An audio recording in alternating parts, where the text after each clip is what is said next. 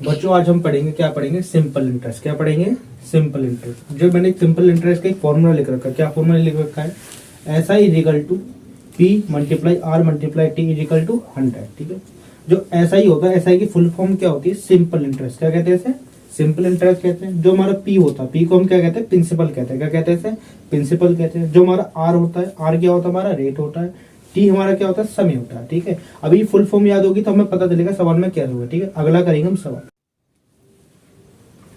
Hello बच्चों, अभी हमने फुल फॉर्म पढ़ी थी, आप पढ़ेंगे सवाल लिखा है। एक सवाल लिख रखा है, क्या लिख रखा है, find the value of simple interest. क्या दे रखा है, find the value of simple interest. ठीक है, और सिंपल इंटरेस्ट दे रखा है, हमें क्या पूछा है, सिंपल इंटरेस्ट पूछ रखा है। अब पी हमारा क्या दे रखा है, प्रिंसिपल दे रखा है, रेट दे रखा है, समय दे रखा है। ठीक है, जो हमारा प्रिंसिपल का हमें फॉर्मूला पढ़ता था, फॉर्मूला क्या होता है, S I is equal to P multiply R multiply T is equal to 100। ठीक है, तो हमारा पी है, पी प्रिंसिपल कितना दे रखा है हमें, 4200।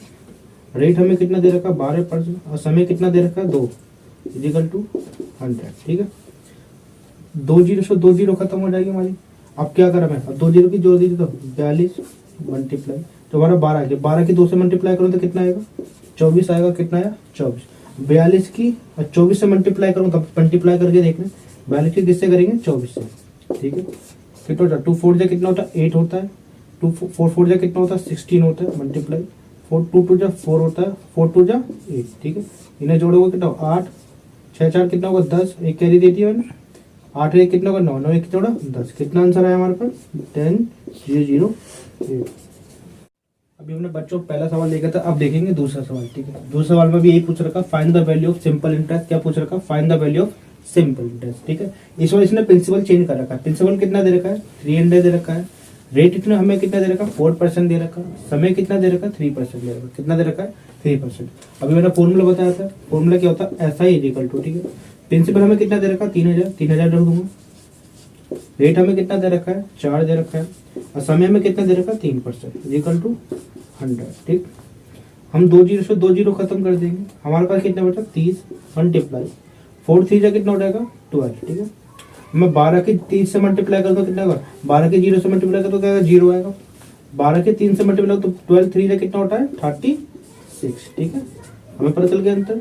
जो हमारा 3 साल में कितना इंटरेस्ट देना पड़ेगा उसे, 360 रुपए। ठीक है बच्चों, अब पढ़ेंगे हम क्वेश्चन नंबर 3। ठीक है, इसने क्या दे रखा है, find the value of rate. क्या दे रखा है, find the value of rate. ठीक है, इस समय क्या दे रखा है, सिंपल इंटरेस्ट दे रखा है, प्रिंसिपल दे रखा है, और समय दे रखा है। ठीक है, अब रेट निकालने का फॉर्मूला बनेगा, आर इज इक्वल टू क्या होगा, एस आई मल्टीप्लाई 100। ठीक है, और नीचे क्या आएगा, प्रिंसिपल मल्टीप्लाई समय। ठीक, हमें रेट निकालना है। जो सिंपल इंटरेस्ट हमें कितना दे रखा है, 4000 दे रखा है। कितना दे रखा है, 4000। ठीक, जो 100 तो 100 तो इसके साथ ही आएगा, कोई दिक्कत।